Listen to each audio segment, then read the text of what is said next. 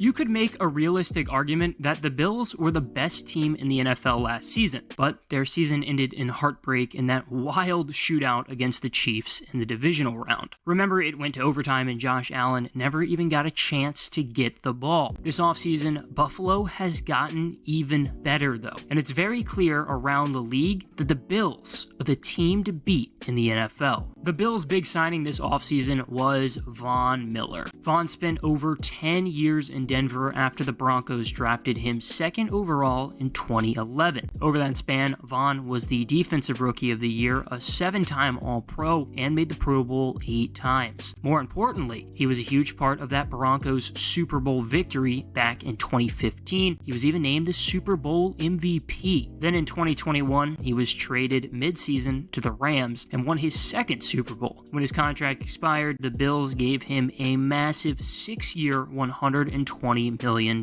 deal. The Bills continue to bolster up their defense at the draft, selecting Kaiir Elam. Kaiir played every game as a true freshman at Florida and was named All-Freshman SEC. He started his sophomore year on the Jim Thorpe Award watch list given to the best defensive back in the country. Kaiir ended up being named second team All-SEC. After his junior season, Kaiir declared for the draft. The Bills used their 2022 first-rounder on him. Kaiir may have been the first guy Buffalo took at the draft, but he's definitely not the biggest name, that's for sure. Easily, it's James Cook. James Cook is Dalvin Cook's little brother. Now, James went to Georgia, and he didn't have much of a role as a rookie. 284 yards and 2 touchdowns on the ground. He had kind of a similar season in 2019, but he did more through the air. Cook had 428 yards and 5 touchdowns from scrimmage as a junior, which was that COVID year, and then he finally broke out big time as a senior in Athens. Cook had over 1,000 yards from scrimmage, over 700 of that rushing, and 11 total touchdowns. Of course, that was Georgia's national championship winning season. This past offseason, the Bills selected Cook in the second round. The Bills signed a couple of other guys on the offense that may not make a crazy impact, but they're certainly really intriguing, kind of like O.J. Howard, who was set up to back up Dawson Knox at tight end. Now, Howard spent the first 5 years of his career in Tampa Bay after the Buccaneers drafted him in 2017 in the first round. He was solid in his first 3 seasons. Howard had over 400 yards every year, a high of 565 in 2018, and he had 2 years with at least 5 touchdowns. Unfortunately, he didn't do shit in his last 2 years in Tampa Bay. Howard had less than 300 yards, but he did win a ring in 2020. He signed a 1-year deal with the Bills in the 2022 offseason, just like Jamison Crowder, who was going to replace Cole Beasley in the slot. Crowder spent the first 4 years of his career in Washington, and he was able to solidify himself as a pretty solid slot receiver despite being just a 4th-round pick in 2014. Outside of 2018, when Crowder only played 9 games, he had over 600 yards every season in Washington and had 7 touchdowns in 2016. The Jets inked him to a 3-year, $28.5 million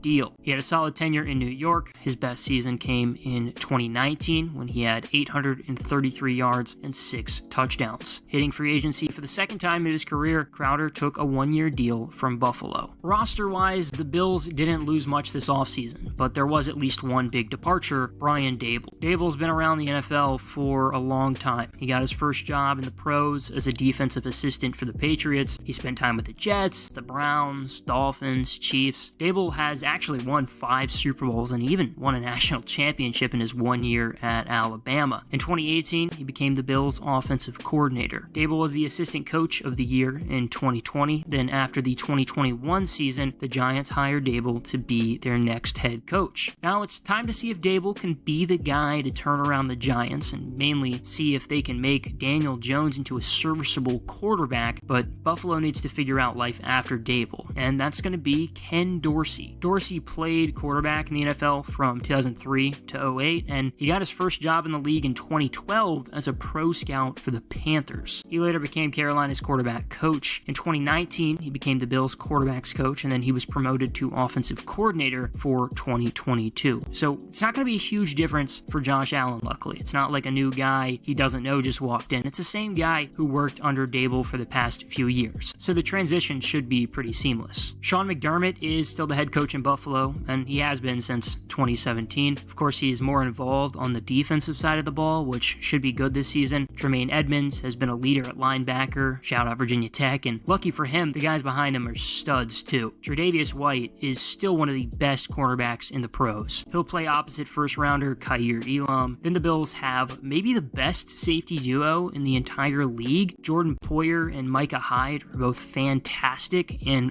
they're going to be a nightmare for opposing offenses. Meanwhile, Josh Allen is going to continue just absolutely terrorizing defenses. He's turned into one of the best quarterbacks in the NFL, and he gets to throw the ball to one of the best wide receivers in the NFL, Stephon Diggs. At the number 2 receiver spot is Gabriel Davis, who has a serious shot to really break out this year. After 4 years at UCF, the Bills drafted Davis in the 4th round in 2020. He had a solid rookie season, 599 yards, 7 touchdowns. Then last season, Davis had a pretty similar year, 549 yards, 6 touchdowns. And then in the postseason, he had just an absolute crazy performance in the divisional round, that offensive shootout against the Chiefs. Davis had over 200 yards and tied the NFL record with 4 touchdowns in the game. At tight end, Dawson Knox is back after the best season of his career so far. Buffalo took Dawson Knox back in the 2019 NFL draft in the 3rd round after his time at Ole Miss. In his 2 seasons in the pros, Knox had over 600 yards and 5 touchdowns, but he really broke out in 2021 with nearly 600 yards and 9 touchdowns. James Cook is sure to scoop up some time at running back, but he'll have to split carries likely with Devin Singletary, who is entering his 4th season in Buffalo. In the 3rd round in 2019, the Bills drafted Singletary. He had almost 1,000 yards from scrimmage as a rookie, almost 800 yards rushing, and had 4 total touchdowns. Singletary had a bit of a statistical decline in 2020, but he is coming off of the best year of his career in 2021. Singletary had 870 yards, 7 touchdowns on the ground, plus 228 yards and a touchdown receiving. Now, if you're looking for something to worry about with the Bills, it'll probably be the offensive line. They're not exactly set up to be good, certainly in the bottom half of the league, but not awful. Dion Dawkins is a stud tackle, but opposite him is Spencer Brown, who he's probably going to be the deciding factor of whether or not the line is actually good. On the interior, the Browns do have center Mitch Morse, who is just absolutely one of, if not the best center in the league. Buffalo did try to get some stability, at least some stability at guard by signing Roger Saffold, but he recently got hurt in a car accident and suffered an injury, so it's really unclear what his status is, but clearly the Bills have a lot to figure out on the offensive line, but luckily Josh Allen can probably figure that out. There's a lot of reasons to be excited about the Bills this season, and I think it's completely reasonable to believe that Buffalo is the team to beat. On paper, the Bills are the best team in the league, but paper doesn't always result in wins. Buffalo has been right there on the cusp the last couple of years, and it's ended the same way both times, losing to Patrick Mahomes. Can the Bills finally get over that hump? Luckily, it shouldn't be too hard to get there in the AFC East. The Bills are the clear division favorite, but it should at least be a little interesting. The Dolphins went out and traded for Tyreek Hill, so they'll look a lot different. It's definitely up in the air of whether or not the Jets are going to be any good. Honestly, who really knows what Zach Wilson's going to look like? And the Patriots, well, they don't look good on paper, but they're the Patriots, so they could still be goodish. But the last time we saw New England play, they got blasted into the sun by the Bills 47-17.